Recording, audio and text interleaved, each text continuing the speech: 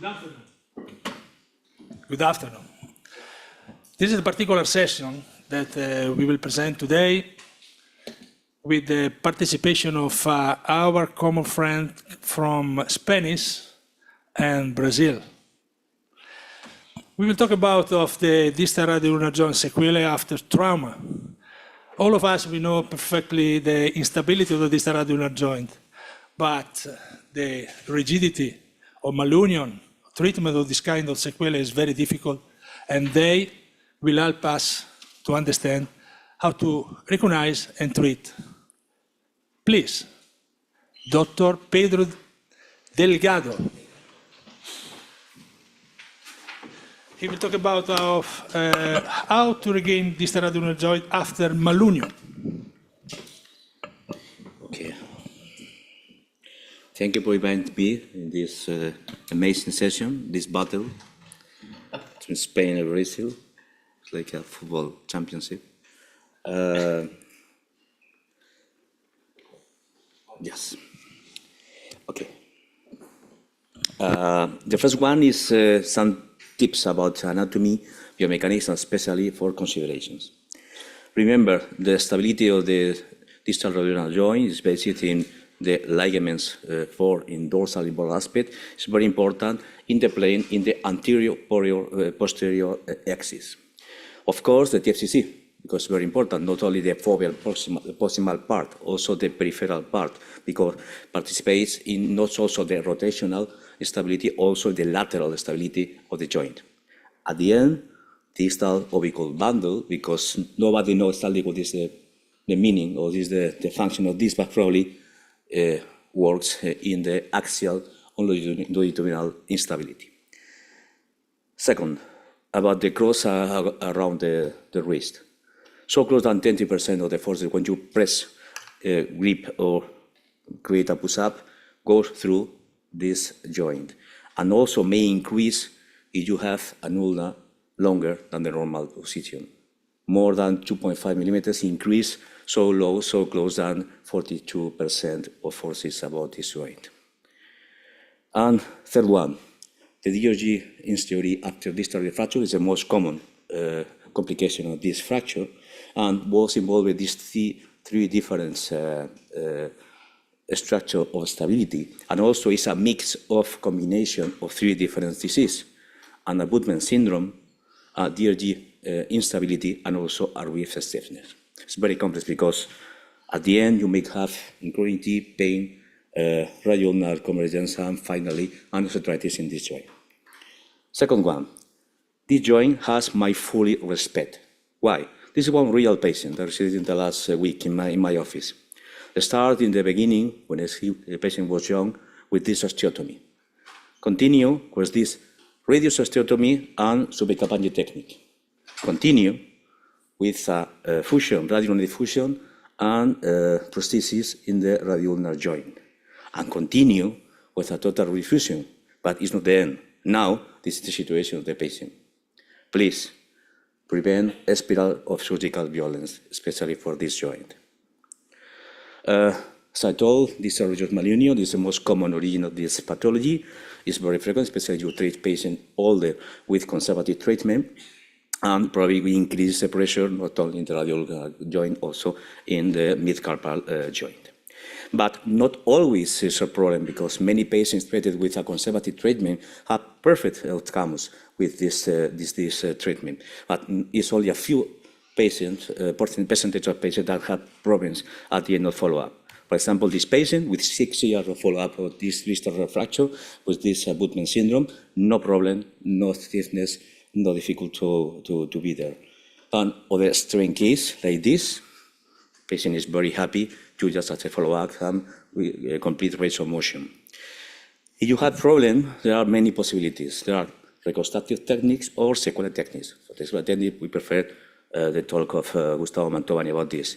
If you go into intention to reconstruct the joint, you may perform osteotomy in the radius or in the ulna.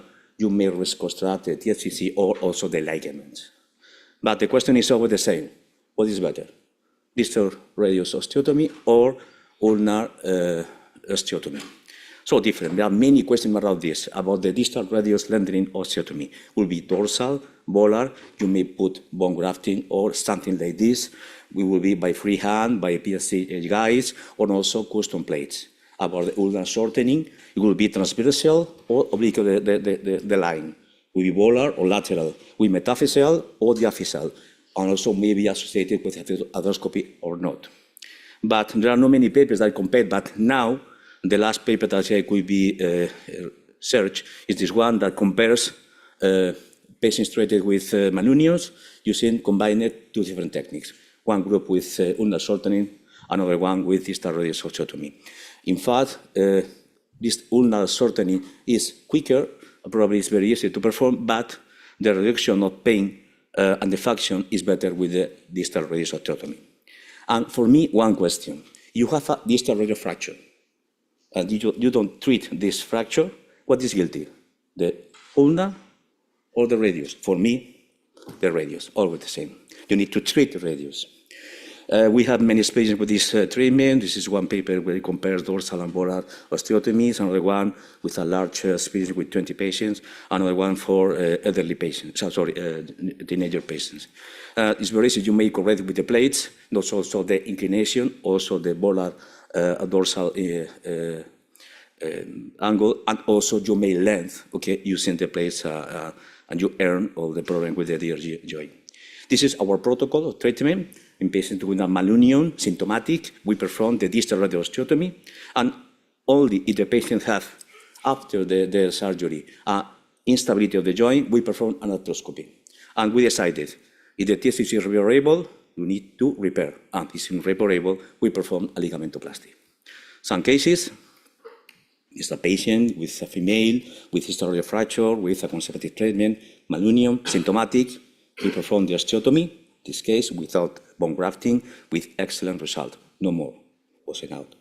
Another case, similar, young patient, female, with instability, with pain, with non-union of the ulnar styloid, we perform the same, the distal radius osteotomy, but in this case we have a continuous instability of the joint. In this case, we perform a resection of the fragment and resection of the TFCC in the foveal side. The patient, after 6 months of follow-up, with a complete range of motion and no pain. Another complex is a sequela of the distal radius fracture with bone gap problem, and also with stiffness of the ulnar joint. We perform a non-vascularized thoracochondral graft from the basis of the third metatarsal bone with double plating. This is after removal of the plates, no pain, and at least functional rotation. Another extreme case, a distal radius fracture when the patient was young, and the patient, until now, is still fine, but have pain, a slow less of motion of the joint. This is the situation of the patient, you know. CT scan, we prepare a planning of the surgery with a combined osteotomies, with the ulna or the radius, with a special custom plate for this patient. This is the approach. 5 months of surgery, full complete range of motion, and we restore the alignment of the wrist. Another case, distal radius fracture with a perfect restitution of the radius, but instability of the joint. The first surgeon decided to perform an arthroscopy and reinsert and resection of the TFCC in the fovea, but still with the same symptomatology and still with instability. We performed the Lucchetti technique for reconstruction of the ligament by arthroscopy. The patient, this is 6 months after surgery, and complete range of motion and no pain. To take home, in conclusion, be in mind the 3D anatomy and the function of the joint. Please respect of this joint. First one is reconstructive surgery. Of course, only treat patients with distal radius fracture, with malunion, with symptomatic cases. Between distal radius and ulnar osteotomy, I prefer distal radius osteotomy, and this is, remember, our protocol of treatment basis in the checking the stability and, of course, wrist arthroscopy. And if not possible, you may perform associated also ligamentoplasty, and it could be useful, an alternative for other open techniques. Our center in Madrid, you are invited. Our course in Madrid, the next year will be the 13th edition. Say the date, it will be also the same, the second week of February, you know, the Lovers Week Madrid, save the date. And remember, in Madrid we have many museums, but the most important in the world it will be Santiago Bernabéu Stadium, and you can check it, all the collection of our cups, but we are going in the 1st of June to have the 15th cup. You are invited to be there. Thank you.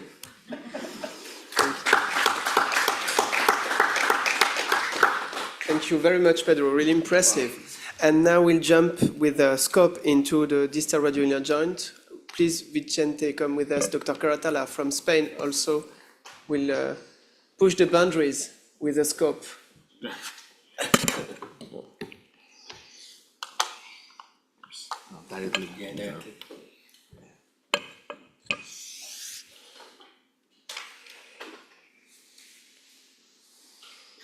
Thank you. Thank you very much for the invitation to participate.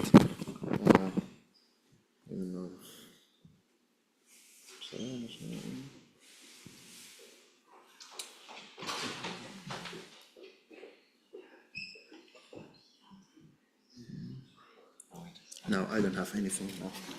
What happened? Okay. Great presentation. Thank you.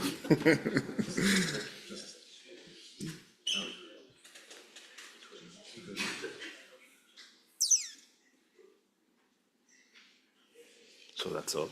Thank you very much. If you have any, I have this. If you want to try.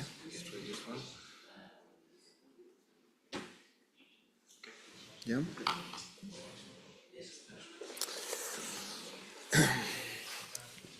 So again, thank you very much. So I'm going to talk about the arthroscopic procedures to restore the pronosupination, where we have a loss of pronosupination in the wrist. Well, this is just to remember, the DRUJ is the arthrodial joint with the pronosupination. There is a rotation of the radius on the ulnar of about 150 degrees, and a dorsopalmar translation of the ulnar, dorsal impronation and volar insupination. Here you see how the dorsal and volar capsule works, impronation and supination, allowing the movement.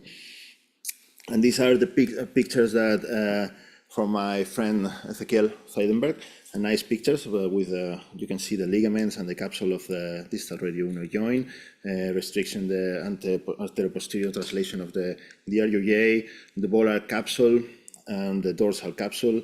And in this video, he showed us how the anterior capsule is taught in supination and the dorsal capsule is taught in impronation.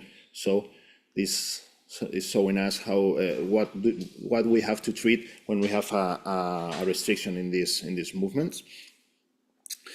The intrinsic stabilizers of the DRUJ are the radioulnar ligaments, all you know, but there are also extrinsic stabilizers like the articular capsule, the flexor carpus ulnaris, the pronator quadratus, the distal obliqual bundle, and we must think about all these structures when the supination is affected.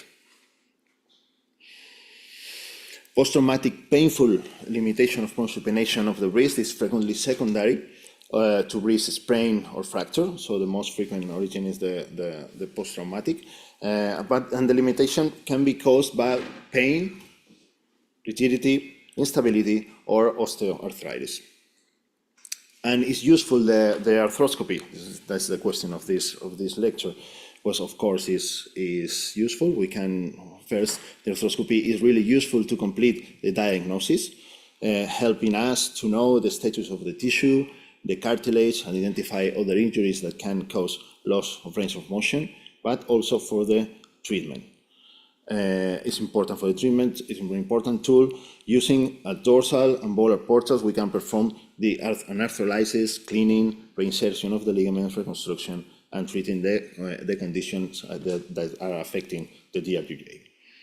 So that's important first for diagnosis, and then we can complete the treatment using the arthroscopy.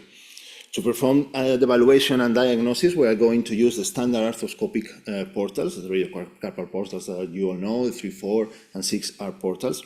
But also we need to know the importance of the distal radioulnar portals to identify and complete this exploration. To perform the distal radioulnar arthroscopy, we must learn 2 important portals. The dorsal distal radioulnar is placed 5 millimeters below the 6R portal. In this video, we can see how we are creating this dorsal distal radioulnar portal. So this is the way that we can start to have a clear view below the TFCC. So it's like the concept box, the box of the concept of the wrist. We can translate this concept to the ulnar side of the wrist. We can have access from the dorsal part, from the volar part, from the ulnar part. So there are a lot of portals that we can make to work and restore the motion of the distal radioulnar joint. Also, the volar distal radioulnar portal is important because with this portal we can work in this space. In this image, we can see that it's really tight this joint because of the stiffness. But little by little, we can clean all the fibrosis, all of the scar tissue, and we can have a clearer vision. It's different of this. You can see here is an injury of the foveal attachment. We can, in these cases, we have more space and it's easier to work in this distal radioulnar portal. Well, what happens when we have pain? Well, the first step, have pain. Sometimes loss of pronosupination can be due to the positive ulnar variance following an extraarticular distal radius fracture. In a radius shortening after distal radioulnar fracture, the ulnar head normally cannot remain in the anatomical position and frequently is dorsally dislocated. The most appropriate surgical treatment for this condition is the osteotomy, as Pedro told us before. However, if the ulnar plus variance is around 3 millimeters, an acceptable alternative is to perform a wafer procedure, resection of around 3 millimeters of the ulnar head, and restore the length of the ulna. But what happens when we have only a rigidity? So this is a complicated conditions.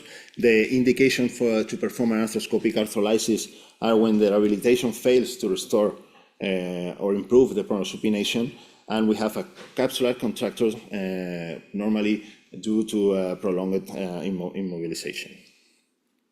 And the contraindications are the distal radioulnar joint arthrolysis. We can't do it in the presence of obvious arthritic joint. We are going to see later these options. Distal radius malunion that involves the sigmoid notch should be treated with correction osteotomy, of course.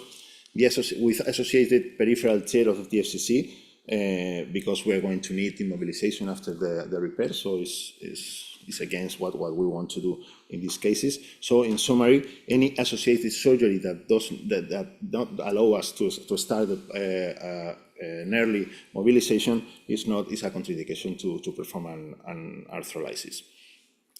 To perform the arthrolysis, we have to use the standard radiocarpal portals, but of course the distal radioulnar portals that we have seen before, the dorsal and the volar distal, but also the proximal portals. The most common scenario is the combined loss of supination and flexion of the wrist. But if we have only a limitation in the pronosupination, the most frequent scenario is to have a loss of supination. The adherences and contracture of the dorsal capsule must be released to improve the pronation, and it can be done through an arthroscopy or with a mini open in the dorsal part to release the dorsal capsule, and then the volar capsule must be released to obtain more supination. We can find fibrosis and scar tissue in the dorsal and volar capsule, in the distal radioulnar joint, proximal between the ulnar neck and the radius, and also distal between the TFCC and the ulnar head, like you see in these pictures. We can have a TFCC without any tear, but we can have a TFCC with a central tear also. When the central disc of the TFCC is intact, we have to do the DRUJ arthroscopy to see the space between the ulnar head and the TFCC and be able to clean all the fibrosis and the scar tissue and start the arthrolysis. Sometimes we don't have a clear vision, like in this case, because all the space of the distal radioulnar joint is completely full with fibrosis, so we don't have a clear vision. So we have to start to clean from the dorsal portal, from the volar portal, until we have a clear vision of the distal radioulnar joint, like in this case. After cleaning, we can see the ulnar head, and we can start to perform the arthrolysis in the distal radioulnar joint and between the ulnar head and the sigmoid notch. But when we have a central tear of the TFCC, we can use this central tear to have a clearer vision of the distal radioulnar joint. In these cases, we can clean through the 6R portal, but it's really useful to do it in this way, through the distal dorsal radioulnar portal, to have a better access to the volar part and to the sigmoid notch. Oops. No. Now, like in this case, okay? You're cleaning through this rupture in the center of the disc. For the dissection of the adherences between the ulnar head and the triangular and the TFCC, we can use a periosteal elevator through the volar and through the dorsal portal, changing the scope to volar, to dorsal, and cleaning these adherences. And also, we can perform a proximal portal to clean also the adherences between the capsule and the ulnar head in the dorsal and in the volar part. Okay, in this case, we have a pronosupination rigidity with fibrosis and loose bodies in the DRUJ. We can perform a DRUJ arthroscopy using the distal portals, and in this case the proximal portals also, to clean all the fibrosis and to remove the loose bodies, like you can see in this video. And restore the movement of the wrist. Well, another scenario is when we have an instability. Sometimes it's normally due to a gross instability with a subluxation of the ulnar head. In this case, arthroscopy also can be used to restore the stability of the distal radioulnar joint. We can perform a foveal reattachment, because the cause of the loss of pronosupination is not the rigidity, is the pain at the subluxation of the ulnar head. But we can perform also a TFCC ligamentoplasty if the injury is chronic and the tissue of the TFCC is not in good condition to be repaired.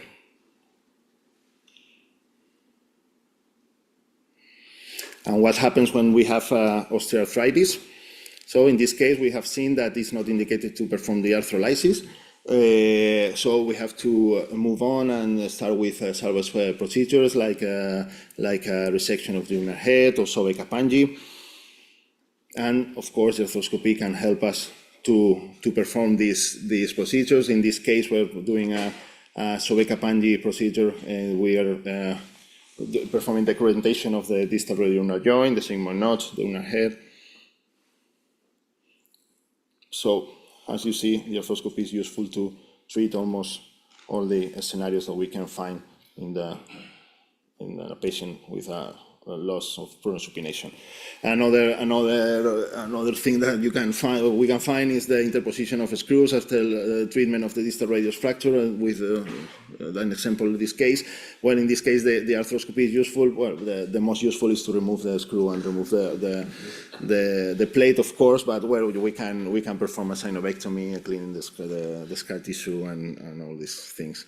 and it happens the same. In this is less frequent. It's the interposition of a tendon, the ACU or the extensor digiti mini. In this case, the extensor carpis ulnaris was interposed between the ulnar head and the sigmoid notch, and the arthroscopy was the important thing again is the dorsal approach to remove the tendon, but we can clean before or identify this tendon by arthroscopy. So to take home, the arthroscopy help us to treat wrist stiffness, including the DRUJ, in a much less aggressive way than the open technique. The most frequent origin of the DRUJ stiffness is traumatic, with TFCC injuries, and the treatment of the TFCC injuries because the immobilization and the distal radius fracture. Using arthroscopy, we can achieve better functional results than with the open technique by reducing the soft tissue damage and joint exposure. The box concept is useful for the DRUJ, and we have to know the different ways to have access to this joint. The arthroscopic approach to the stiff DRUJ requires, of course, a huge experience in arthroscopy. It's not an easy procedure. Thank you very much. Thank you, Vicente, for an amazing talk. And I invite Gustavo Mantovani from Sao Paulo, Brazil, to speak about the failures of the previous treatment.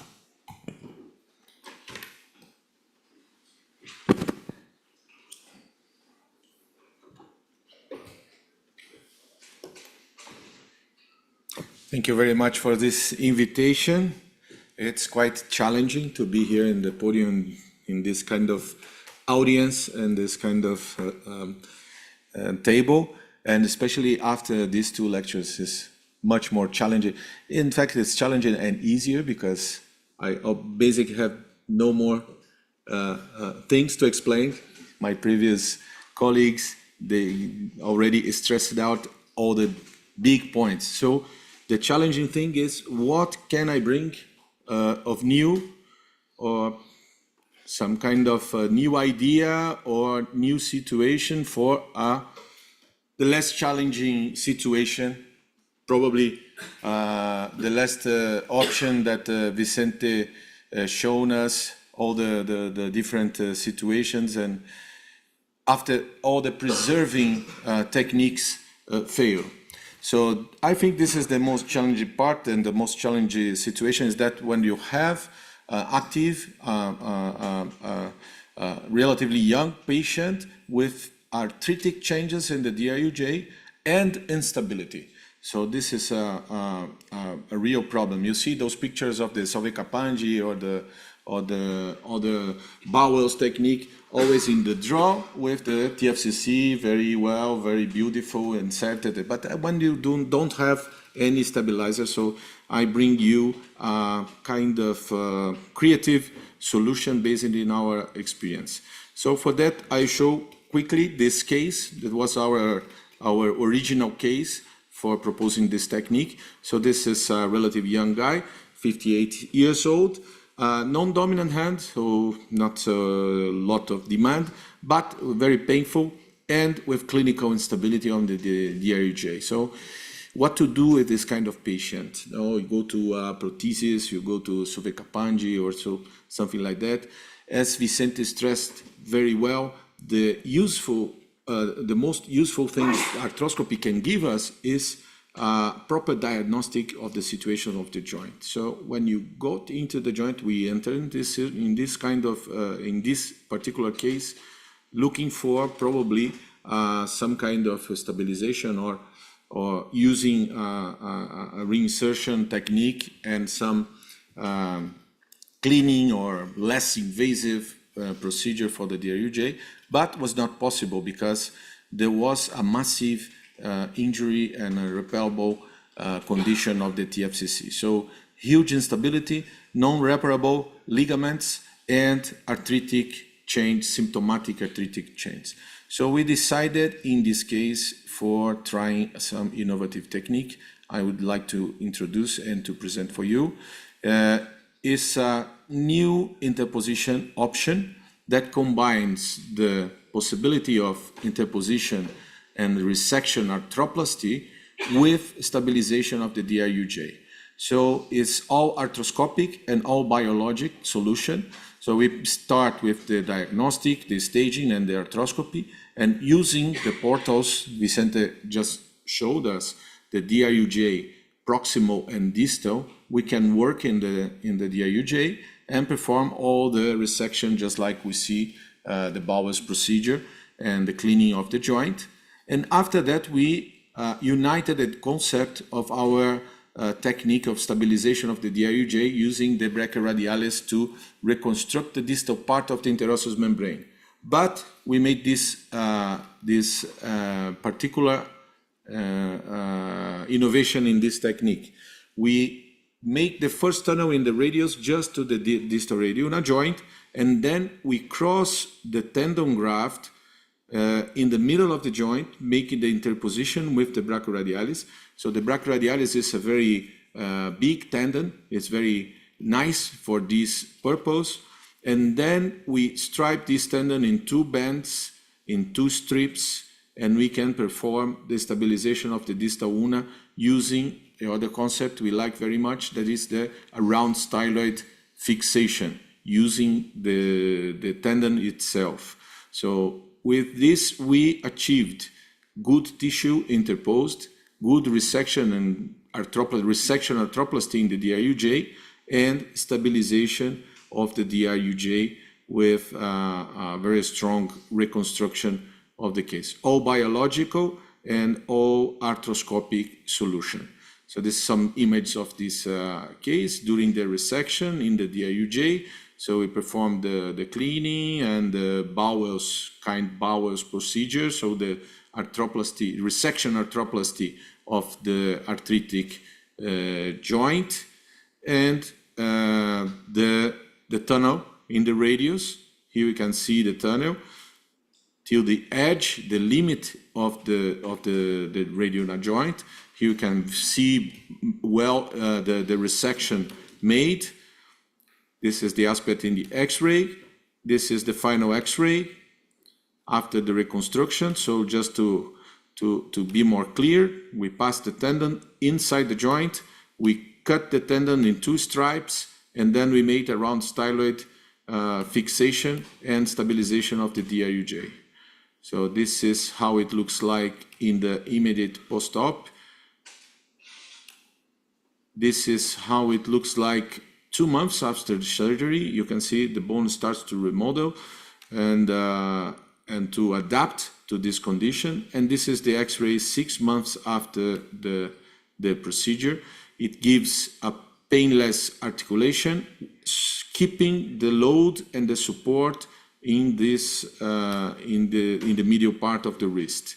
This is the CT scan, how it seems after 6 months, and this is how it looks like nowadays in this particular case. And finally, the clinical result of this patient was very, very good, very stable and painless. Most important, it's a painless articulation with a very nice range of motion. So my challenge was trying to bring something new for you. I think this is what I could reach for complete the session. In conclusion, is all arthroscopic, all biologic technique, and most important, no burning bridge. So it means in the philosophy that Pedro say to not improve the surgical violence, you can propose this as a minimally invasive procedure at the beginning.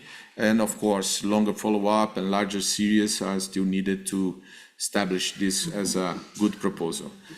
Thank you very much.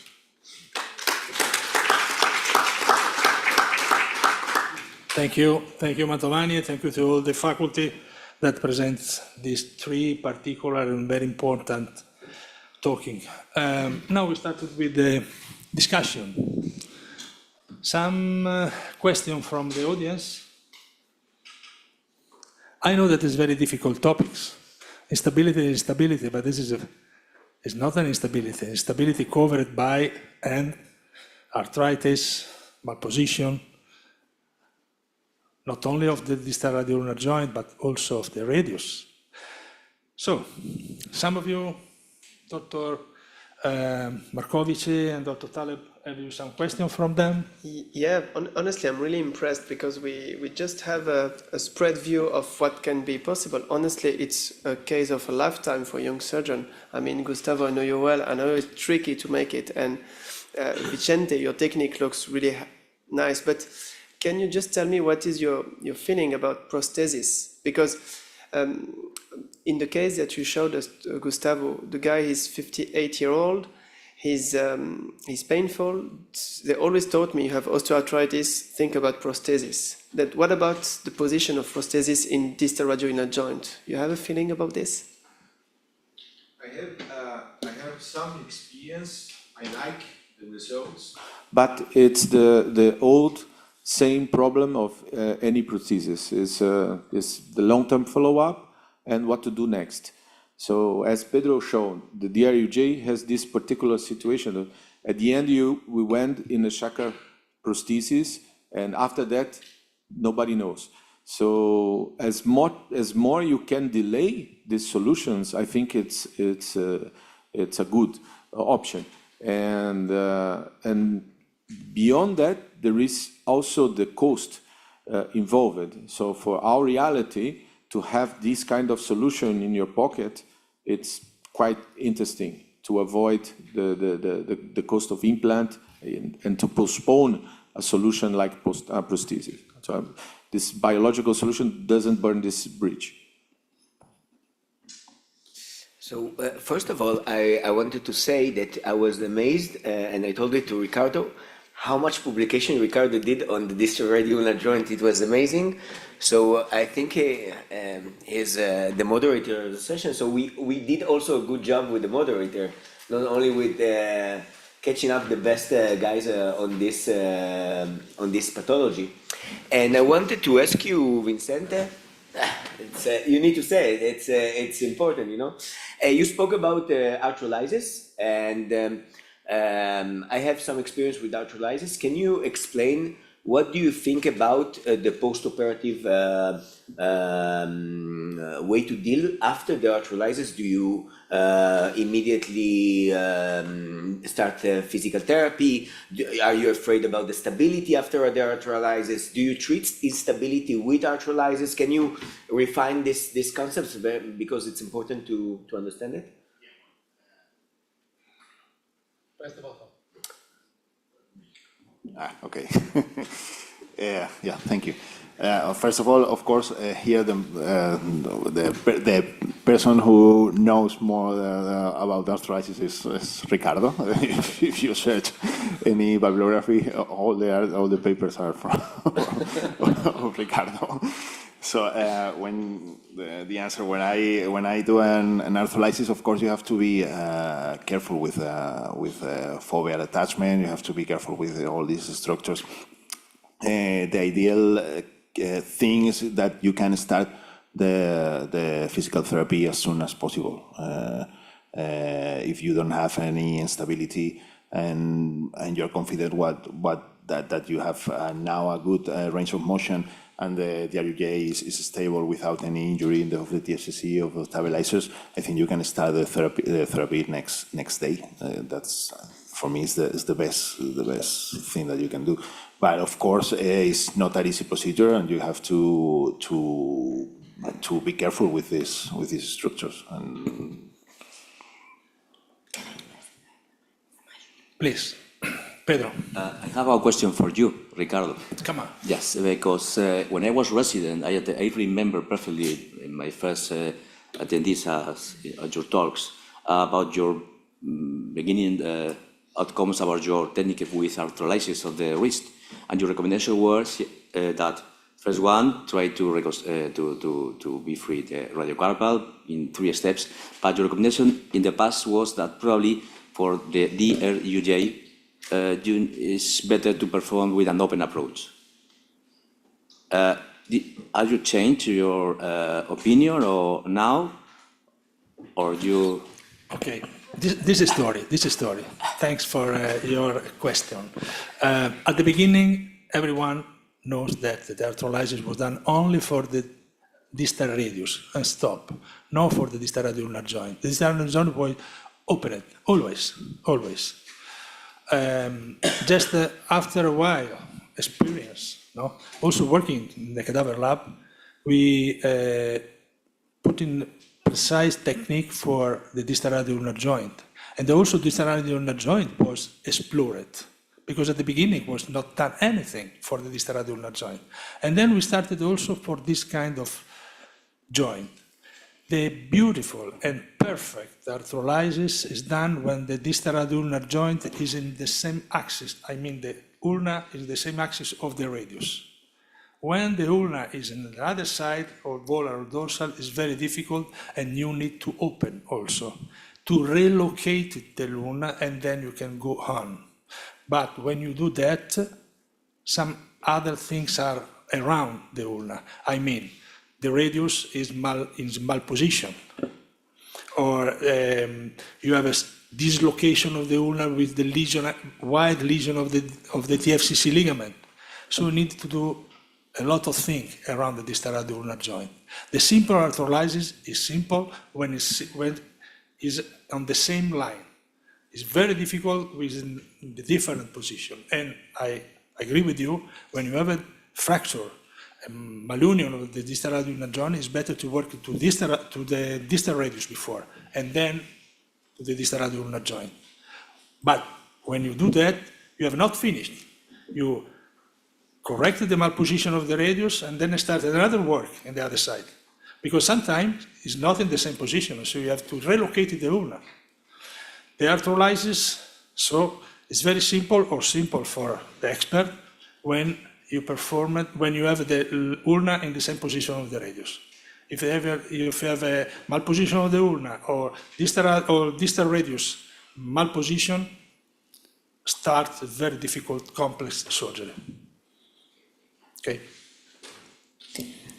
I have also a small question for Vincente, because we didn't answer to Lucien's question. When you have an associated TFC lesion and you have to perform arthrolysis, what is your... When you have a? TFCC lesion associated with when you need to perform an arthrolysis, what is your post-op protocol? Do you think it is important, the position, to immobilize the patient? It depends what if you before the surgery you have less pronation or less supination, you can immobilize in supination or in pronation or neutral. It depends what you want. But the ideal thing is not to repair the TFCC in the same time, because if you repair the TFCC capsular tear or foveal tear, you need an immobilization, and by minimum, I don't know, by 3 weeks, you can try with 2 weeks, but I think it's too short. But you need an immobilization. So if you, after all your work, cleaning all the DRUJ, the dorsal capsulectomy, volar capsulectomy, I don't know, whatever you have done, probably in 2 or 3 weeks is going to be stiff. We'll have so two steps surgery. Okay. Yeah, so I think it's Thank you. Gustavo Gomez, you had a question? Yeah, thank you. I have a question for Vicente and Ricardo. It can be that going back to open procedures, it was in a moment important to the section of the pronatus quadratus, and sometimes the oblique band of the membrane interosseous, or just the release of the interosseous space. Do you think that nowadays there is some place for those procedures after the arthroscopic release of the distal radioulnar joint, you still have some limitation? Yeah, like a final step. When you have done the cleaning of the DRUJ, the dorsal capsulectomy, volar capsulectomy, you have everything clean. Probably you have better range of motion, but it's not completely good range of motion. You can release the pronator quadratus with a small incision in the ulnar side of the wrist, and to release the insertion in the ulna.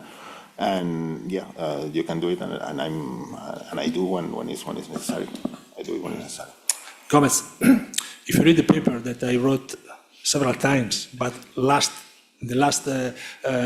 paper, the revision of the paper that I did is amplified this part, because when you do the arthrolysis, you have to do something and stop and prove the pronosupination that you have reached during the surgery. And then you continue with another step.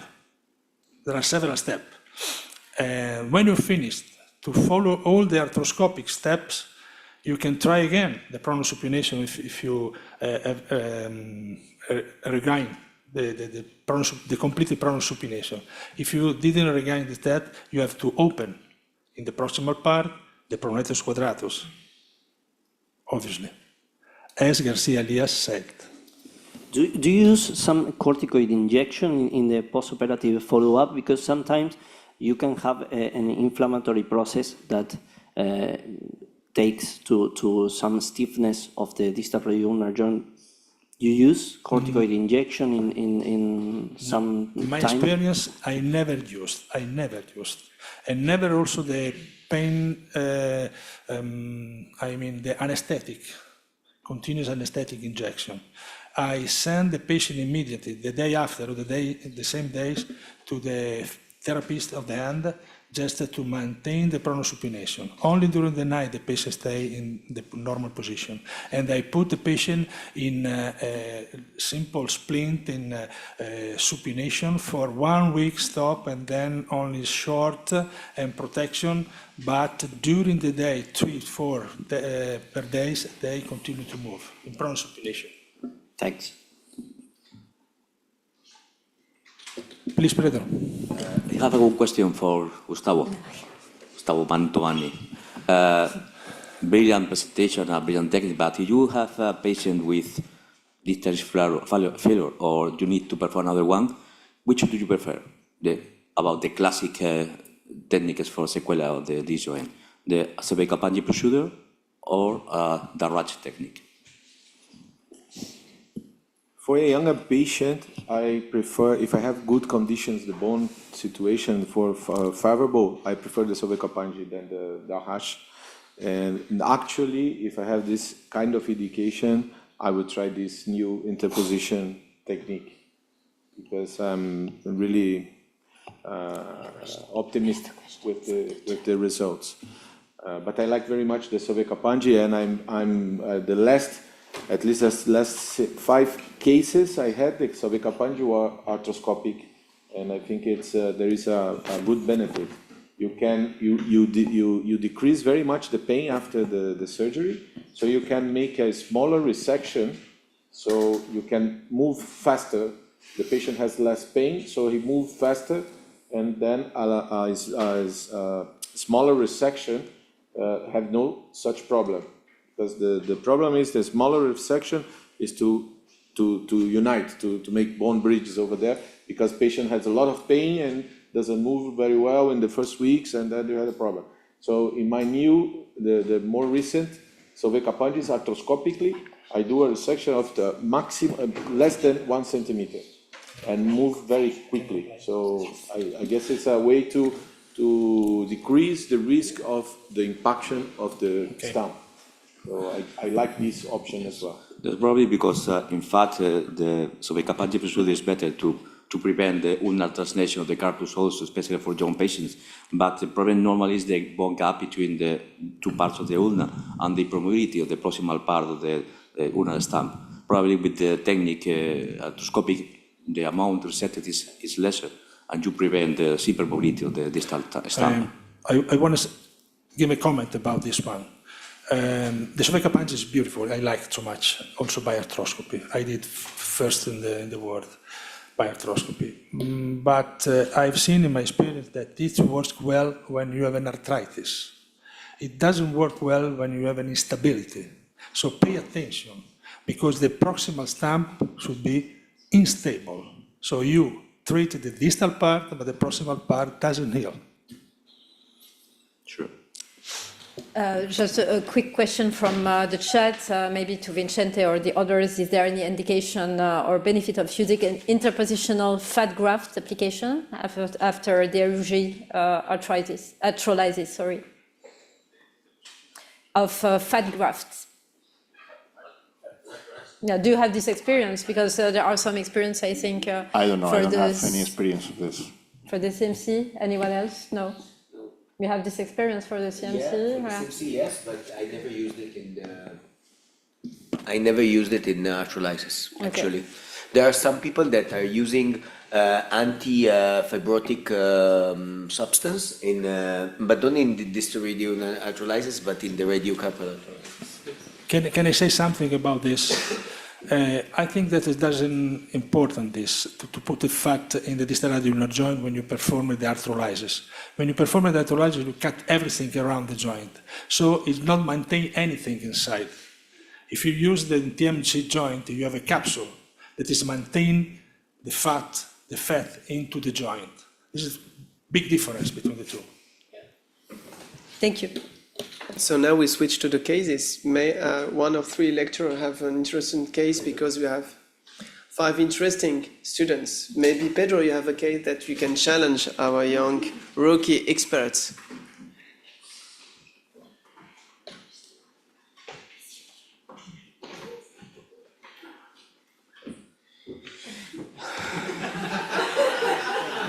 He's afraid. He's afraid.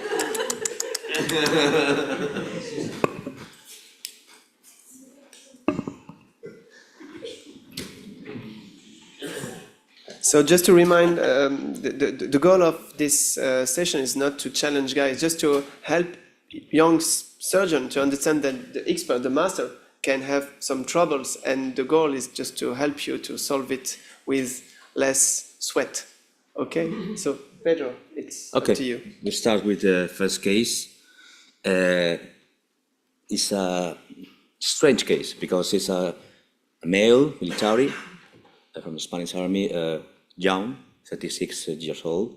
When he was a teenager, had a distal fracture with a ulnar shaft fracture, which is so strange because in the ulnar shaft they put plates and screws, and the distal radius only key wires. After 8 years of evolution, the patient had pain, stability signs, okay, and the surgeon decided to perform a open procedure to try to stabilize this joint using a classic plastia of Bryan Adams, okay. But the patient comes to the office with persistent pain, instability, and lesser range of motion. Sorry, because I don't have any photo of the patient, but this is the X-ray. You can check it, the sequela of the screws and the key wires in the radius and the ulna, the bone tunnel as the typical sign of the classical technique of Bryan Adams, and over one, and some anchors to try to fix the tendon graft to the ulna. But the patient has this X-ray with a normal position of the ulna in the lateral view, but this aspect in the AP view. Question is, what do you do in this case? Phase 1 or 0 is no treatment. Okay, why not?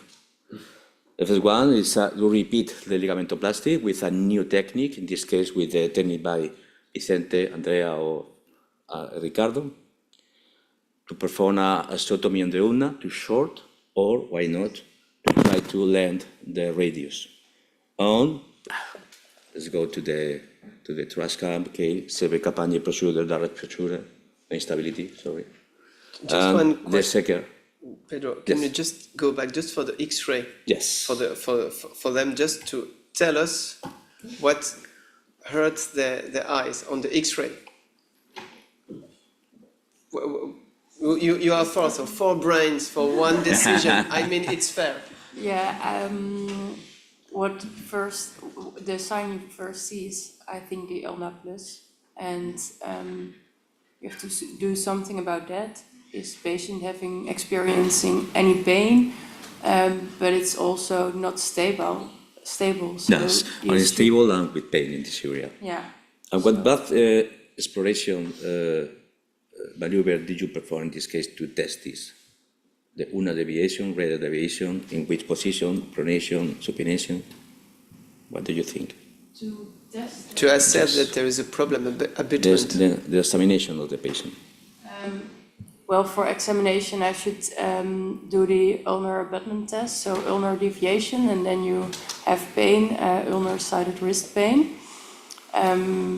So that's a positive sign, I think. Okay. But in this case, probably the patient, if you put the arm in maximum pronation, probably the stuff will be also longer. And if you stimulate not ulnar deviation, radial deviation, probably the lunate is going directly to the ulnar head and stimulates pain in the patient. It's a typical sign of the impact of the ulna to the corpus. And of course, a ballotment test positive. Okay. We can see also in the X-ray that the lunate on the ulnar side. Yes. In the lunate on the ulnar side, we have Signs of malacia, yes, around. But one question, it could be a Kimball disease. Sorry? It could be a Kimball disease. Why? No. So very important because in many cases the patient Kimball is mostly ulnar minus, right? yes, this is fine You because know, in many forebrain papers, is okay, because when one is challenged, the other one can answer. Nice. That's great. no, in many cases the papers. So may I put some pepper? And do you think in una abutment when you have una minus? Can you think? So third brain, who is the third brain who has to ask? To answer? If you had una minus, you get out the hypothesis of una abutment or not? Well, I thought with Kimball it was the load in the wrist. So when you have ulnar minus, there's more load on the lunate, and Yeah. that's the reason it will become. No, he's asking if The opposite. you can have an abutment also with an ulnar minus. And, With a an short ulnar ulnar. carpal impingement, also with an ulnar minus. I've never seen that. Yeah, it's interesting because I was surprised not long a time ago with this diagnosis. So it's possible to have a dynamic una abutment. So when the Mettomeno published papers on 12 cases of them. And a trick when you ask something like this, it means that it exists. So you say yes and wait for the answer. So asking for dynamic X-ray with pronation and supination and with grip, making strengthen the grip, you can see the migration of the radius proximally. So we have some kind of light longitudinal instability, and you have an abutment. So keep in mind. Sometimes you have this. You ask MRI, you have the lunate with edema and so, and you suspect of Kimball, and it could be a dynamic ulnar abutment. So it's interesting. Continue. Just we have a question of. I think though, looking at the radius, that has a bit more of a volar tilt, so that might be secondary from the radius fracture that's been left there, so not just an ulnar pathology. Okay. Makes sense. Yeah. Yeah, it could be. Clear. Continue with the. Sorry, just a comment. As Pedro said, it's very important to examine the forearm in pronation, because it's the way that we have the radius in an oblique direction, so the ulna is long, is larger. But the thing is that sometimes in pronation, we have a physiological dorsal subluxation of the ulna, so sometimes it's a good way to generate the impingement is to push the ulna to the volar side and the pisiform to the dorsal side, because these align the corpus and the ulna under pronation, and so you can reproduce the impingement. And it's one of the tips. If they have pain under ulnar deviation, as Pedro said, under ulnar deviation, perhaps the impingement is with the triquetrum, but under radial deviation, as said Pedro, perhaps it's with the lunate. I have a comment and a question also. You spoke about the possibility of an ulnar shortening, right? Yeah, let's see the next one one, of yeah. the possibilities. But if you go back to the X-ray, don't you think that this sclerotic form of the diaphysis of the ulna, and maybe some reabsorption around the anchor will be at risk if you have if you do an ulnar shortening. Only on the planning before the operation. Yes, it could be. Well, probably you decide to prepare or to short the ulna. It could be, but probably you perform the osteotomy more proximal. Okay. But for me, the problem is the direction of the articular surface between the ulna and the radius, because it's not in parallel line. It's a little bit oblique, not for inside to a side, like a TOLA 3. Okay. It could be a problem to perform as ulnar osteotomy because it could be an impingement in the proximal side. It's a part of your preferred method of treatment, but it could be a problem to perform an ulnar osteotomy also. That you said about the osteolysis or of the fragility of this part of the aorta. Okay, the next question is six different procedures. What to do? We know what you will do because you told us. According to your presentation. Yeah, but what would you do? Could you speak on the microphone? Close to the microphone. Thank you. Yeah, because you're not. According to your presentation, I will. Number 3 is the radius lengthening, but actually I'm thinking about the reconstruction and ligamentoplasty has been, but for me, I will distal radius lengthening or ulnar shortening or something. Sorry, Wahib, but nobody hears you. You have just to go closer yes, to the please, mic. Yeah, fine. I will think about 2 options of these options. That's the second one and the third one. But I will think also about his procedure, which had been before. Like It could be combined with ligamentoplasty. osteotomy and arthroscopy and ligamentoplasty or similar. Why But not? just to be simple, for you the problem is what? Is a question of bone, is a question of ligament, a question of soft tissue, question of ankle, problem question is of shortening- pain with nothing? The because- problem is shortening of the radius. So we can erase the first one, right? Could be. The last one maybe, if you're not that evil? And what about the other ones? So, The Arach procedure is Yeah. young and he what is young for you? They already told me young is when he's 10 years younger than you. So when you're 60, 50 is young guy. As me. So what does it No, mean? it's- Yeah, you know what I mean? Because after I said young 60. guy, We are young. 58. Say, come 60 on. is young. Yes. Okay. 60, 70. So Darak because he's young. This is your point of view. Yeah. What about the third one? Distal radius lengthening. I have a drawback. My personal feeling it's not a native radius, broken native radius. I mean there is a hole inside. There is stuff made around. You have a high risk of infection. You have high risk of failure Non-union. of non-union, and the guy is fed up with all the surgery. So just to be daredevil with this technique, I know on the paper it works, but in the real life, the guy is the 4th surgery. So you feel confident to address this and say, I will solve the situation. You're not Dr. Delgado, of course. So what is your feeling? Because, of course, you saw his lecture, but in the real life, what would you In do? real life, I think I will go to the second option, ulnar shortening osteotomy. Could be. So, Because in this case, the guilty are the 2 bones, because the 2 bones were broken. But of course, I think we thought in this moment that the perfect one is to perform a ulnar lengthening of the radius, and then try to check the joint, do it before and after. Of course, we perform this patient. No need more surgeries after this.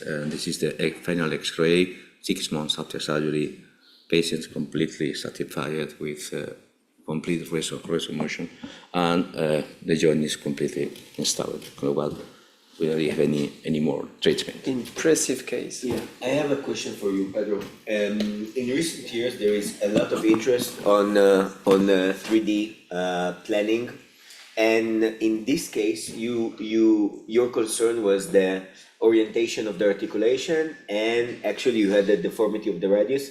Do you think it's important in these cases to do a 3D planning nowadays? Would you do? You have done it with Yes, this is an old case. Probably you perform now this case. Probably we try to check it with CT scan, with PS guides, but probably with a freehand simple procedure you may restore, because in this case it's very easy because you need to correct the length of the radius. But yes, if you are going to perform this type of surgery, especially in special cases with 2 or 3 surgeries before, please try to do the best for this case, and of course to be most objective. And now you have many tools to perform, like PSA guides or specially custom plates, why not to try to use in this case.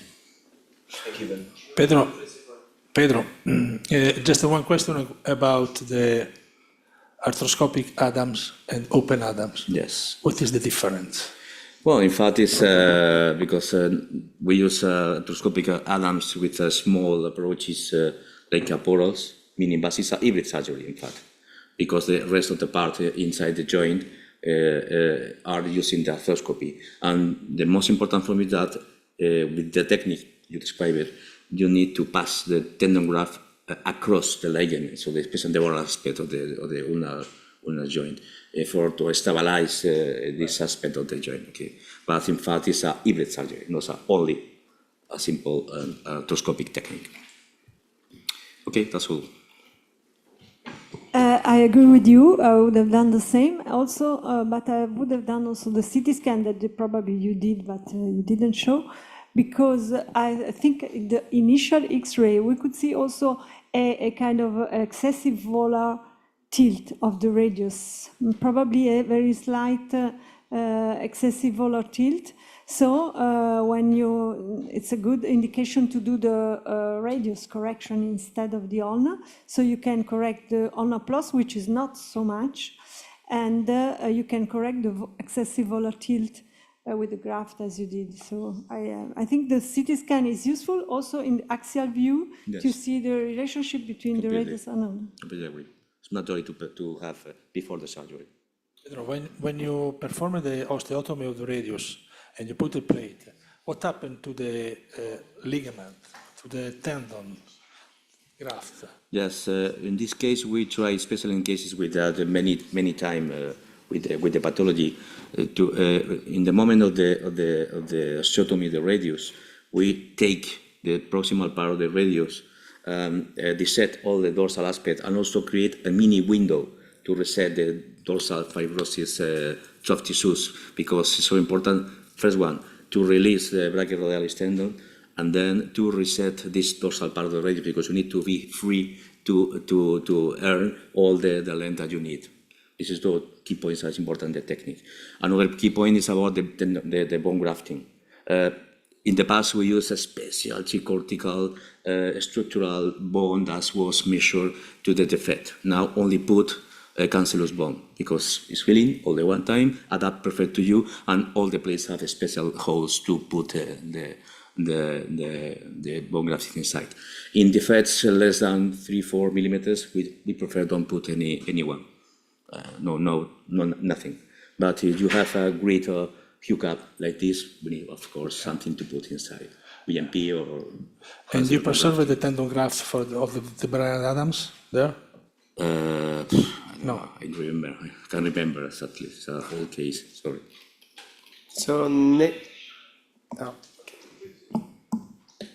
I have a question. If you do the radius corrective osteotomy and you see that the DRUJ instability is persisting, what would you do then? Well, probably perform a ligamentoplasty.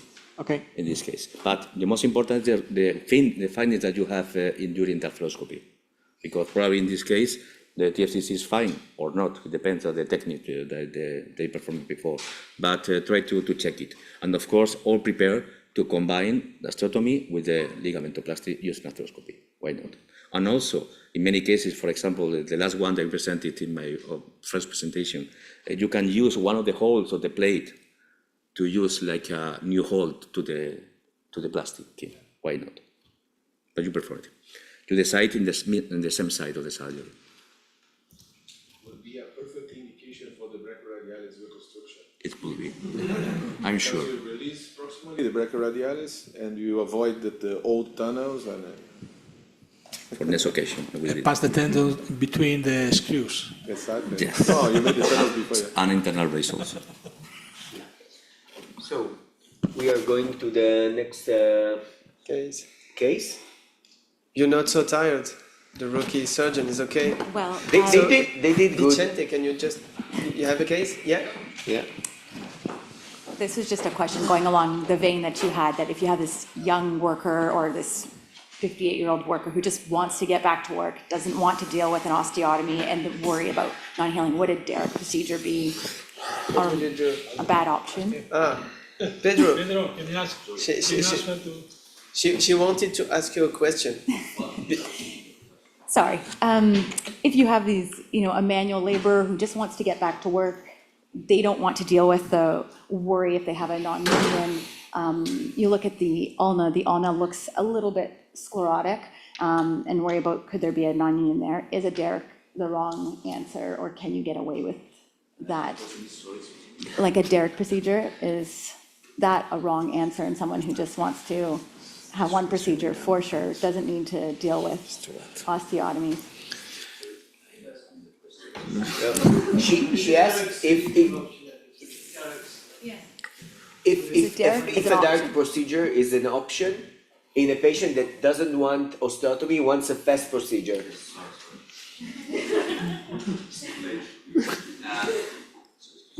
No, good question, because we have many experience in the past because we was working in a special hospital dedicated only for working injuries. And we treat many patients with these types of problems, okay, with extreme sequela of the distal radioulnar joint after a fracture. Well, good question, because Sobekapani is fine because it's the normal classical technique, but my experience is better with the DRUJ procedure, because why? I'm going to explain. Also, when I arrived to the hospital, of course, I was a resident of this hospital, okay, in the center, all the people work with the DRUJ procedure. It's an old time. It's like to kill the joint, of course. Sobekapani is perfect. When I prepare my first patients, this type of hard workers, very bad results. And also we try to compare the two techniques in this type of patient. Probably about the range of motion is so similar, but probably little bit more with the DRUJ procedure. But the complication was higher with the Sobekapani, especially for the distal stump. But the key point is the length of the ulnar leg. As Ricardo said, normally this patient go into the surgery because they have stiffness by the osteoarthritis, not by instability. The key point is to less as possible the cutting of the distal part of the ulna to prevent the hypermobility of the joint. For the reason, I prefer in these extreme cases the DRUJ procedure, also in young manual hard workers.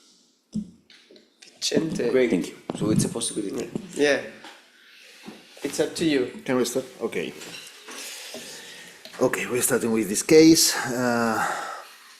Male, 29 years old, professional wheelchair basketball player, captain of one national team of a wheelchair basketball player. Ulnar side wrist pain, 4 years of evolution after a fall and a stretched hand with 12 times cortisone shots injections. So it's terrible, the treatment. This is the dorsal subluxation of the ulnar. Persistence of pain, loss of around 30 degrees of pronation, painful dorsal subluxation, as I told you before. Ulnar border examination shows us swelling, difficulty in pronosupination because of the pain, and DRUJ instability. The dorsal subluxation of the ulnar head stand out when he places the hands on the table, and when he tries to complete the pronation, he's completely unable to play and think that to play and almost to live because he moves with a wheelchair. Well, this is the case. What should we think? What do you think? What is the possible diagnosis? Do you think we have to ask for some test, imaging diagnostic test? Well, first the X-ray. Yeah, I don't have the X-ray, okay? You see, Vicente, simple, fast. But it's true that we need an X-ray. But you know, period, X-ray, period. You don't have it. I don't have the X-ray. Anyway, I don't have this. MRI. Because it's another case. It's before the COVID, and I don't know where is the X-ray. This is, you know, this is the real life. But sometimes. No, this is the real. Yeah, But in real life, athletes, most of the time, athletes come with the Thousands of- super exam, like the MRI, the super MRI, And and you they don't don't have have X-ray. X-rays, you know, and they don't want to come the second time, you know, because they want the solution immediately. now. A solution Yeah, now. exactly. So it's very typical. So what kind of images? You have? No, I have this Fine. MRI. Okay. We'll cope with. So What do you see? we can talk about this. MRI. Yeah. Of course. So you ask for an X-ray. We give you more, an MRI. 4 so you have years. thousands of things 4 to years say. of evolution. Yeah. 12 corticosteroids. 11 too much. Too Yeah. much. So what do you see on this MRI? Well, it's evident that the ulnar head is subluxated to dorsal, and it appears that it also has like deformation. It appears to me that this is not an acute lesion. So No, it's not an acute lesion. yes, it has been like this for a long time, and I think it's important to think of that.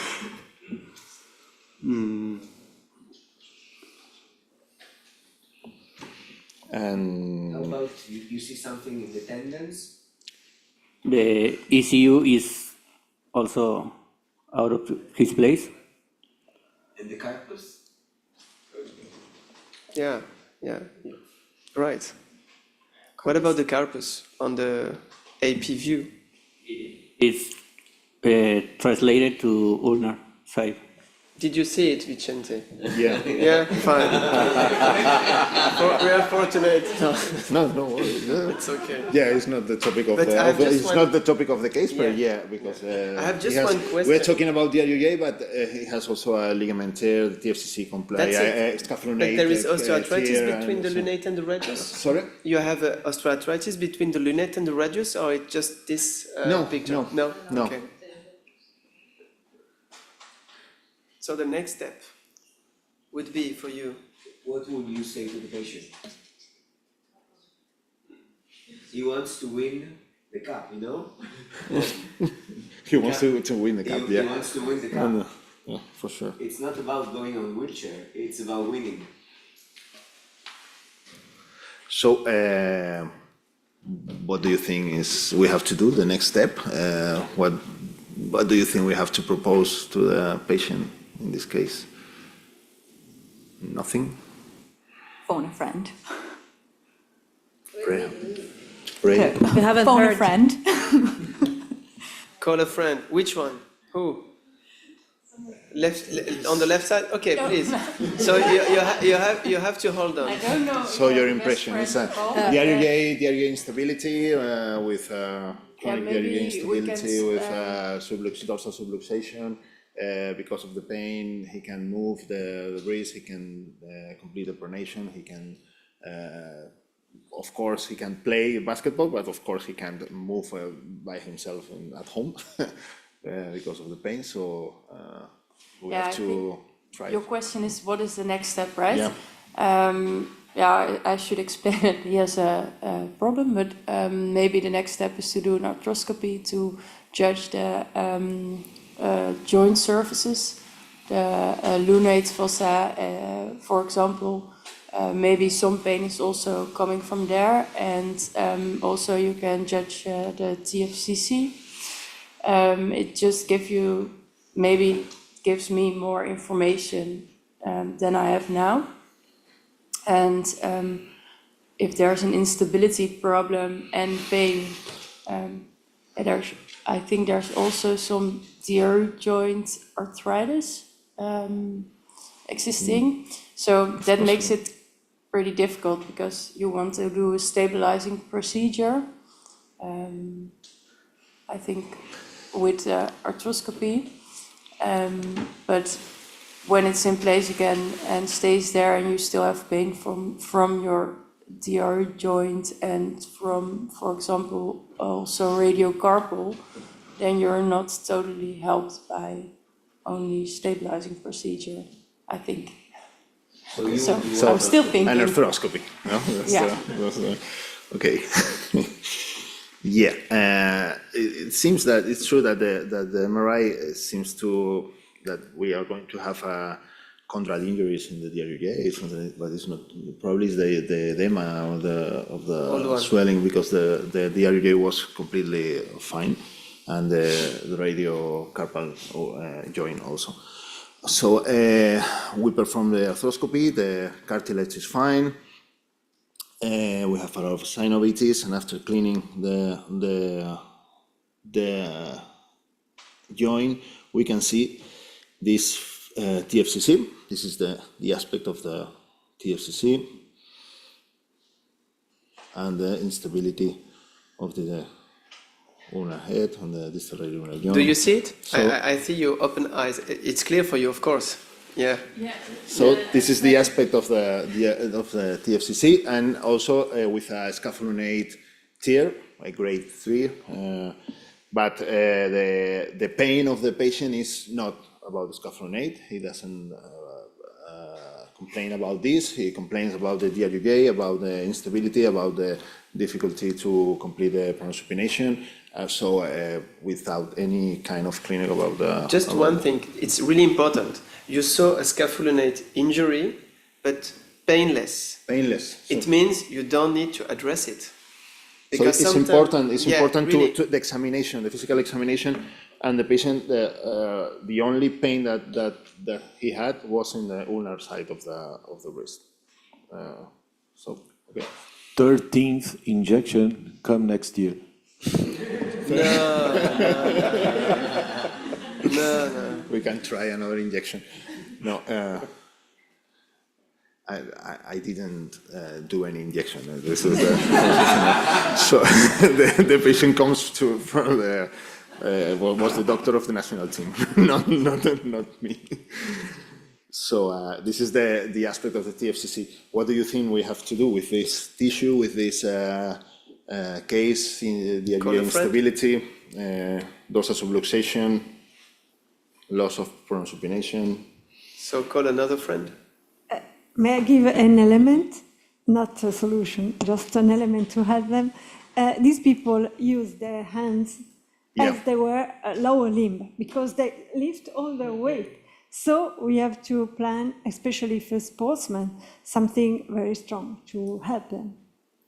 Here, it's a curiosity. Here is this the development test before the surgery. Okay. So, options. Come close to the mic. Maybe we can, I don't know. There are written. How do you see this TFCC? Do you think the tissue is okay? Degenerative, and there are written plotment test before constructions. I mean, I will go to construct the TFCC. To reconstruct the TFCC. Yeah. Okay, it's not written. How do you make it? How? Yeah, how? Yeah. It's not an exam, sorry, because we're just challenging you. Okay, don't worry. No stress. It's okay. I will. I think I have some options. Of course. I will maybe do construction ligamentoplasty. I prefer. In which technique? You prefer Delgado's one, Vicente one, the one, Lucchetti. It's so complicated question. Gustavo one. It's so complicated question. Who will win the prize? I prefer ligamentoplasty reconstruction. So we agree that we are talking about the class 4, okay, the Atsei and Lucchetti classification. That is for me, the best classification for this kind of injuries. So we have a non-reparable TFCC tear with the DRUJ in good condition, with a clinical instability. So, yeah, the indication would be the tendon graft reconstruction. Do you think there is another option, like, for example, to reconstruct the DOB instead of the ligamentoplasty? I think it can be secondary. I will. Do you think it's enough to reconstruct this to achieve DRUJ stabilization? No. But honestly, I'm asking myself if it would be enough. I would ask Gustavo, because with your technique, I'm wondering if the TFC is important or the oblique. Yes, or this the is oblique important. ligament. Yeah, but is it more important that the TFC? Because if you address the both, it's not the same that addressing only one. First of all, our technique is not the reconstruction of the DOB, because it's reverse direction. So it's another structure. In fact, we create a new ligament, and this new ligament insert very distally in the ulna head, and it's in the isometric point equivalent of the fovea, but in the proximal part of the ulna head. So in the lab, in the cadaver testing, we found it, and in the clinical series we improved it. It gives us the same stability of the TFCC. So we could change if we don't have technical conditions. For instance, the case that Pedro showed already has some tunnels, you don't have technical conditions for doing an anatomical reconstruction. You could substitute by this reverse DOB. But you mean that only needed to reconstruct this oblique ligament and no TFC for this case, I mean? Yes, for a case like this, you can regain the anterior-posterior stability only with this bundle, but it's not the DOB like the picture over there. It's opposite. Opposite reverse. Okay, yes, this was just to talk about it. But, well, as our plan was to perform an anatomical reconstruction of the TFCC, reproducing performing a ligamentoplasty, reproducing the foveal and the radial attachment of the deep portion of the proximal portion of the TFCC, and performing an anatomical reconstruction with this technique. So this is the video, a short video of how was the TFCC that we have seen before, the cleaning of these remains of the tissue.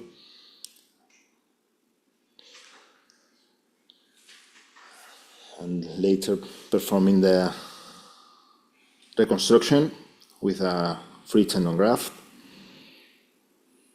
reproducing these insertions of the proximal part of the TFCC, passing the graft to introduce it in the ulnar channel, and then fixing the radial part.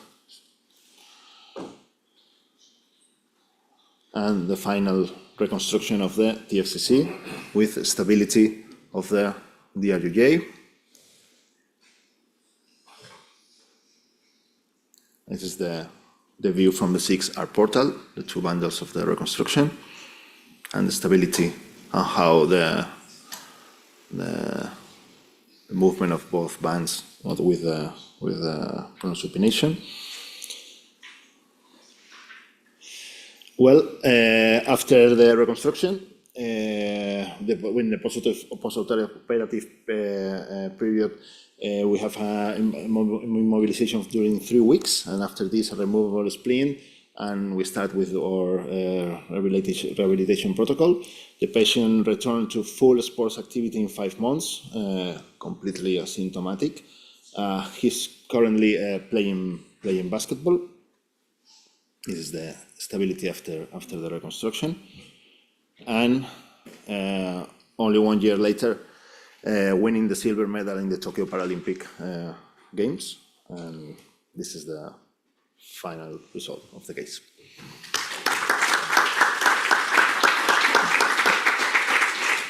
Yeah. Let's just ask a Thanks, question Vicente. for Gustavo is about the BL. So for this case, would you use the BL? Because, I mean, obviously he's a wheelchair yeah, he uses wheelchair a lot. And do you think that there will be a mobility if you just take out the whole BL, or you think they'd be fine? The brachioradialis because for yours is basically taking out the BL for the reconstruction of TFCC instead of the free tendon graft. Do you think that there will be mobility in his case because he's a wheelchair? He uses his hand. I don't know. Until now, I never had problem with the donor site, with the functional problem by using the BR, but I'm not sure in this kind of high performance athlete. It could be a concern. Yeah. Thank you, Vicente. And before to go to your post, I want to ask you a question for your profession. When you suggested this kind of surgery to this kind of patient, you can promise to return to the activity, not only at sport, not only the daily activity, but the sport. I think you have to explain very clear that he has a severe pathology, and it's not easy to recover the level of sports that he was used to do. That you're trying to recover at least the motion, the enough motion to have a normal life, a normal function. But in the end, the goal must be to recover as much as possible. But you have to be realistic and explain this very well. And one thing that I think is good to know is that we don't have to abuse of the corticosteroid injections. That when we have an injury, we have to treat that injury, not to treat pain for a few months with an injection. I think it's important. I have a question regarding the ulnar shift we described in the beginning. Was the ulnar shift then resolved? Yeah. Or didn't you? Yeah, I don't have a picture. Yeah, I had a video playing and with you can see the movement of the wrist, but I don't know why it doesn't work. But I can show you later if you want. I have it in the cell phone. I was silently trying to think or to explain the reason for the ulnar shift. I don't get an anatomical reason for that so far. I know. I think it's the chronicity. He's continuing playing because with the cortisone shot he can continue playing during 4 years. I don't know. The chronicity of the injury probably does this subluxation. Last question for you. No, the same. The same. Thanks. Thanks. Thank you. Okay, now Gustavo Mantovani for the last case. Okay. Please, very simple case. Never. Fat grafting. Where is the Fat grafting case?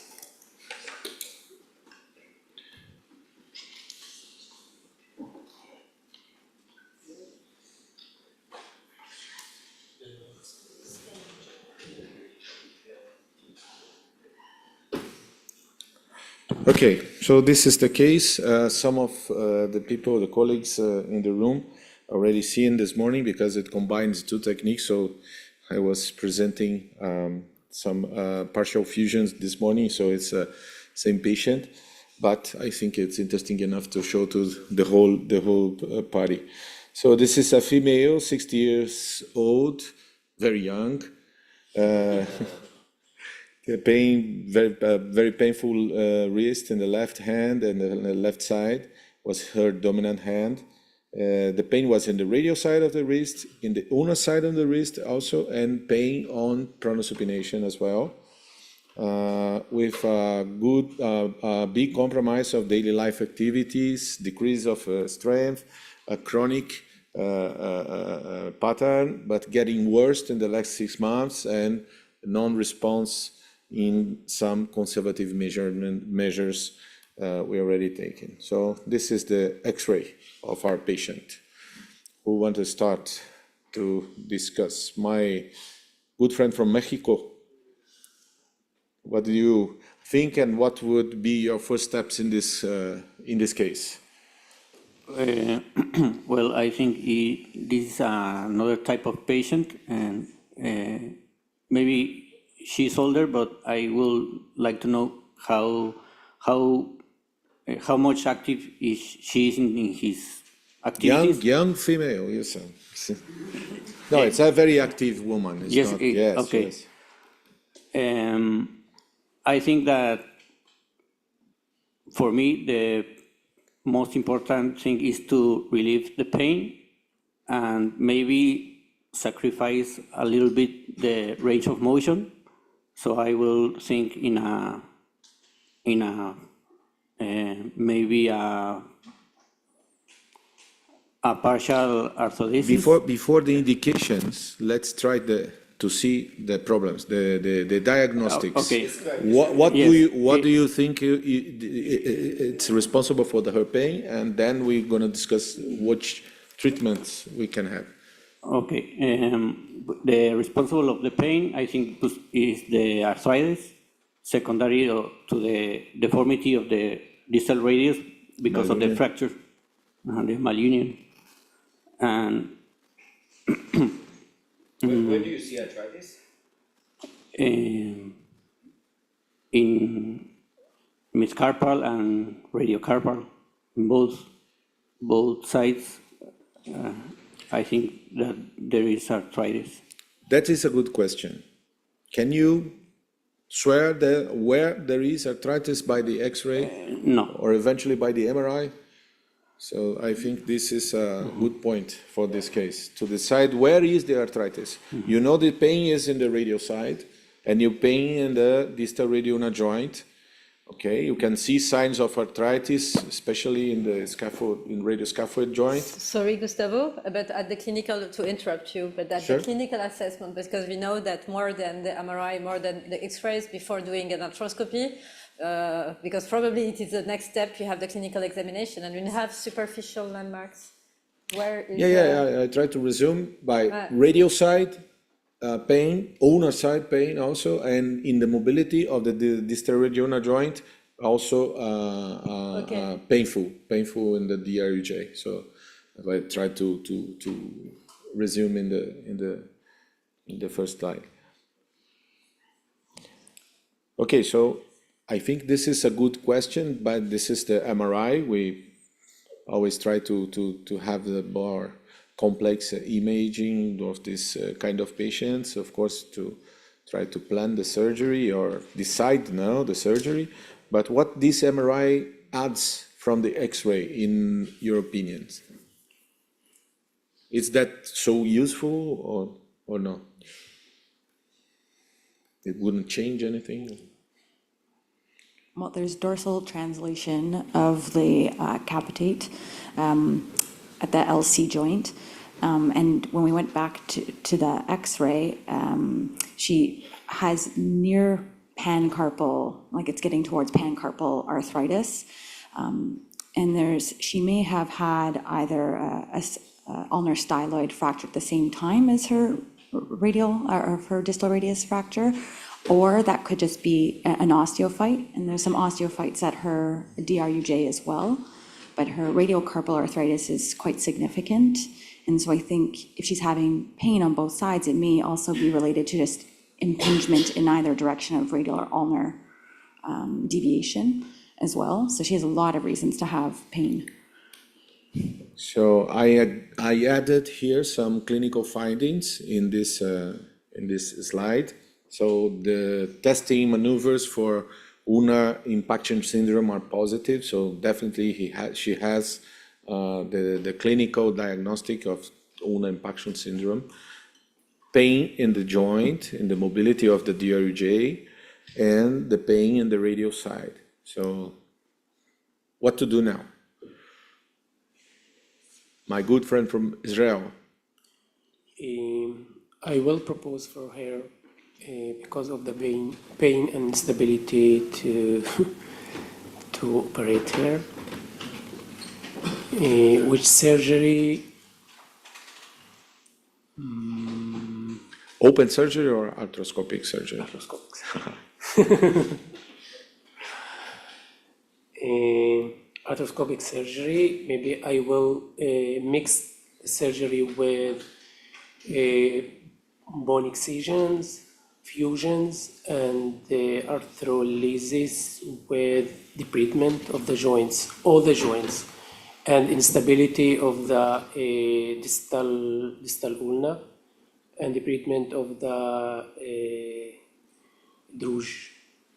Stabilization of the DRUJ and partial fusions. No, because we have a instability of the distal ulna. I have to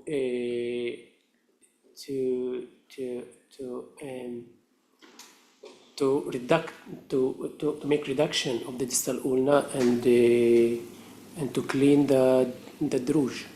Okay, my colleague from Canada. So do you agree the indication of arthroscopy? Yes, I think that also gives you a better visualization of where all the arthritis is and the severity of it. I would consider doing a partial fusion on the radial side. Which partial Well, fusion? I was wondering about an RSL fusion just because she has significant radiocarpal arthritis.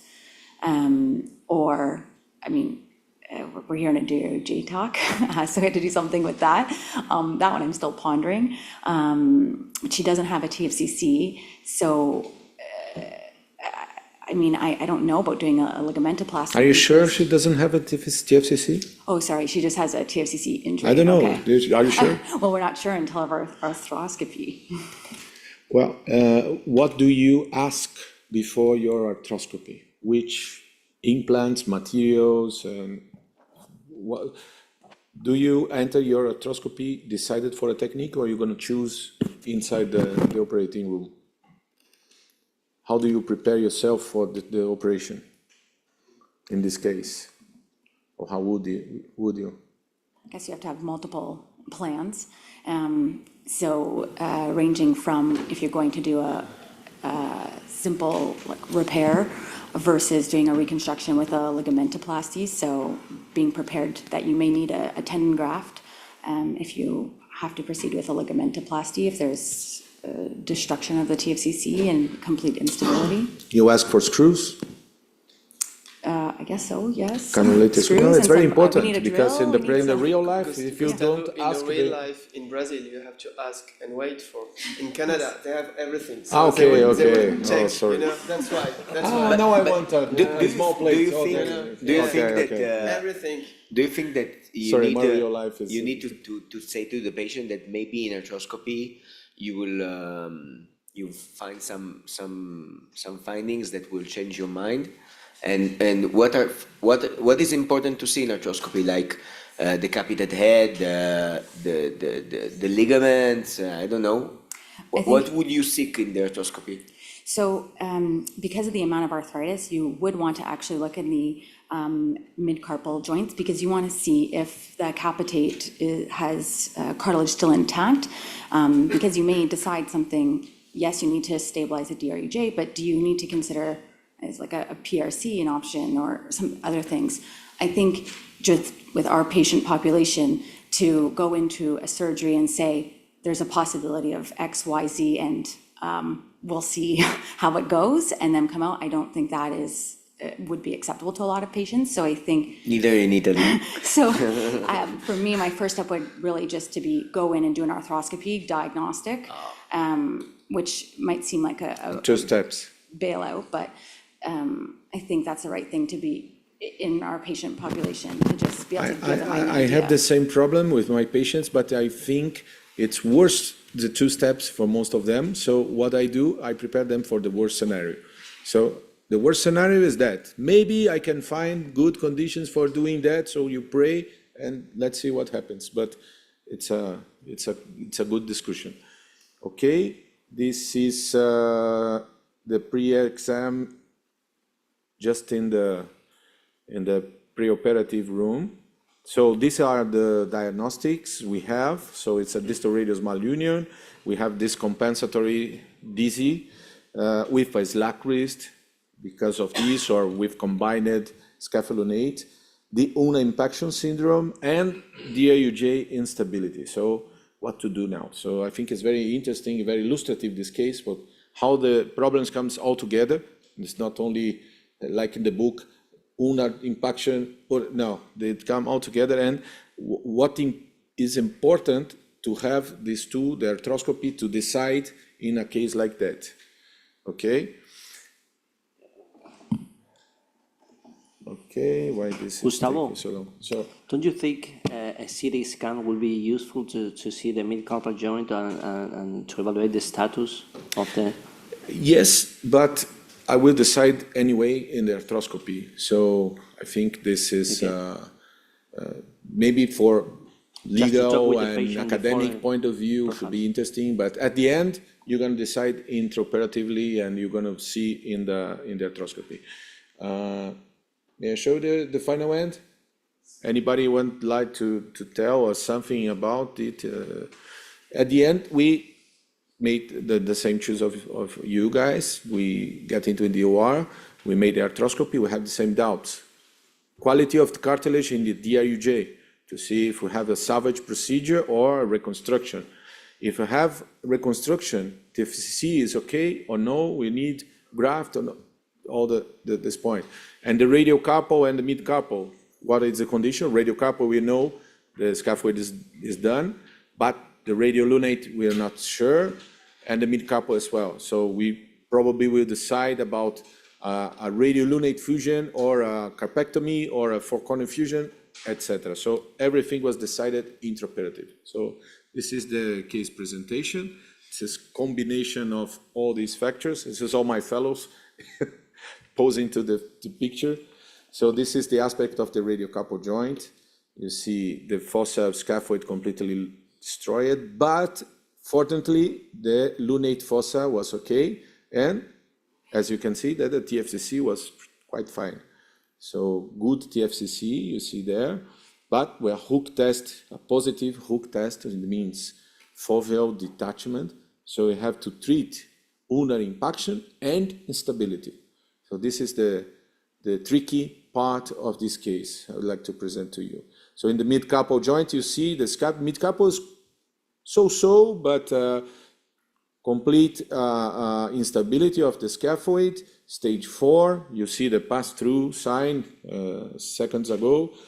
We decided for doing the first cleaning of the joint, but as you may see in the mid-carpal, we had already some damage in the cartilage in the capitate. So that's why we decided, you can see that in the amate and in the capitate, we'll become in a big doubt about carpectomy or four-corner, but at the end, because of these small changes in the capitate, we decided for the four-corner fusion. And in the ulna was very challenging because we have this ulnar impaction syndrome, so we are now working in the foveal aspect with the portals that Vicente just shown us. We are doing this debridement in order to promote a footprint for the TFCC reinsertion. Okay, so since we have a very nice quality of TFCC, we indicate this the reinsertion of the TFCC. This is the aspect, and very important. Look, the DRUJ, very good. So we had some images showing kind of osteophyte, but it seems to not compromise the joint. So the solution was ulnar shortening in the metaphyseal part of the ulna, doing this combined technique of reinsertion of the TFCC, making the suture around styloid fixed in the plate. So it's a technique, I think it's very interesting, including for use in acute trauma, some fractures in the neck of the ulna. I use this kind of technique many times. So you combine the bone fixation with the TFCC attachment. So this is the image of the around styloid suture. You see how it brings the TFCC proximally to the ulnar head. You see the test, the hook test become negative. It's very stable fixation. And this knot was previously passed through the whole of the plate. So we can suture this direct on the plate. This is the aspect of the X-ray after that. And at the end, we decided, as I mentioned, to do the four-corner fusion. So we could perform the four-corner fusion arthroscopically. So this is the first step of the procedure, making the cartilage removal. We prefer the technique of doing anatomical removal of the cartilage, not straight removal. We try to keep the contour of the bones in order to avoid the bone graft. So when I keep the contour, the anatomic shape of the bones, we have a very nice contact, and I can avoid to fill gaps with bone graft. So this is the final cartilage resection. After that, we perform the resection of the scaphoid in hybrid surgery concept.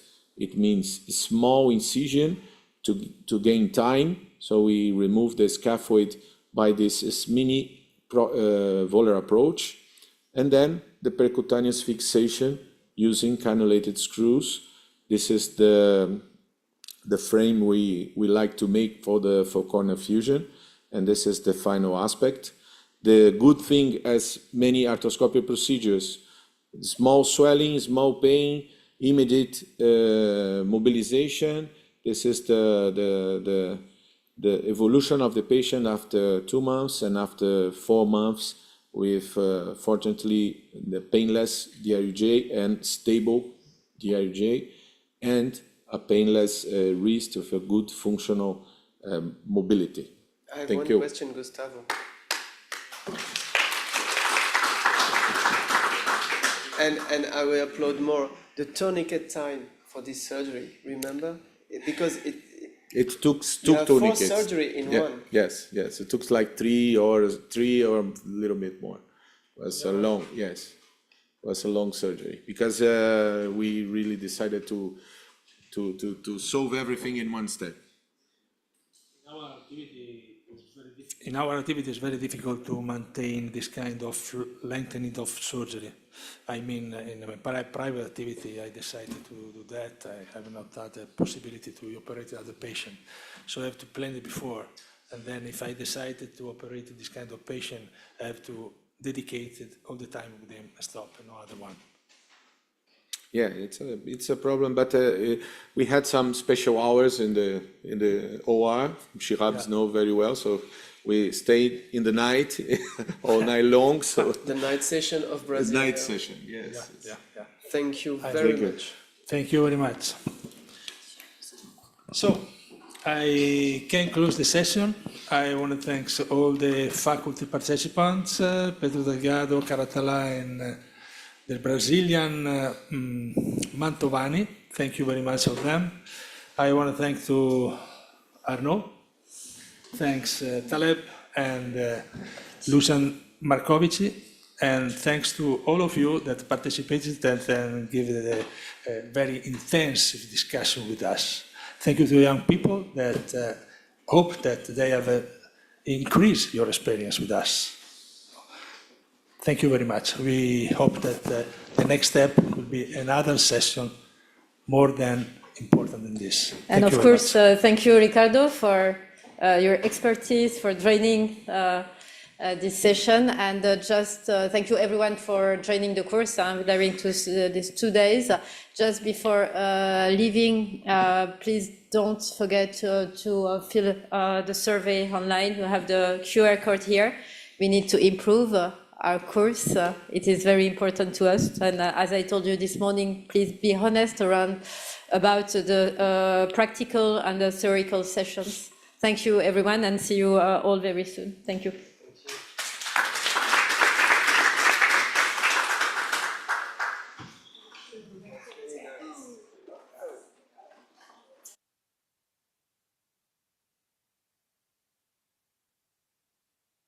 Experience on site. Learn from the very best experts in your surgical specialty and make the most of our exceptional facilities equipped with cutting-edge technology. Train and learn from the best, but also relax. Discover the magnificent 4-star Hotel Liara, as well as the Brasserie Liara, run by a Michelin-starred chef. It's the perfect place to talk to the experts and have a relaxing time. And don't worry, it's very easy to get to Strasbourg. You can get there from Paris, Basel, or Frankfurt, for example. Join us today. This is the best way to learn.